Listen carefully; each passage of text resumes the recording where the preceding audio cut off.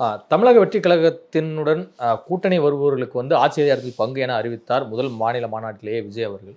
அதன் பிறகு தற்போது நிறைய விவாதங்களில் வந்து கூட்டணி ஆட்சி குறித்த விஷயங்களும் வந்து பேசு பொருளாக மாறிட்டு இருக்கு.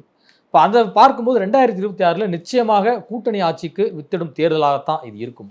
அப்படி இருந்தால் நல்லது. இனி தமிழ்நாட்டில் யார் ஆட்சி வந்தாலும் கூட்டணி ஆட்சியாக வந்தால் தான் ஜனநாயகத்துக்கு நல்லது. திமுக அண்ணா திமுக ரெண்டு பேரும் கூட்டணி சேர்ந்து 900 கட்சியை சேர்ந்துட்டு தான் போய் தேர்தலில் சந்திக்கிறாங்க. ஆட்டோவில் ஓட்டு கேட்டு வராங்கன்னா 90 கட்சி கூடிய ஓட்டு கட்டிட்டு தான் வராங்க. ஆனால் ஜெயிச்சோன்னா தனி ஆவர்த்தனம் என்ன கதை? இனிமேல் அந்த பருப்பு வேகாது, வேகக்கூடாது.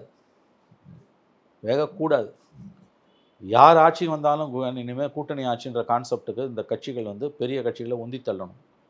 இந்த சின்ன கட்சிகள் இல்லைன்னா பெரிய கட்சிகளால் ஜெயிக்கவே முடியாது. பெரிய கட்சி இல்லைன்னா சின்ன கட்சிக்கு டெபாசிட் கூட கிடைக்காது, அது வேறு விஷயம். ஆனால் நீங்கள்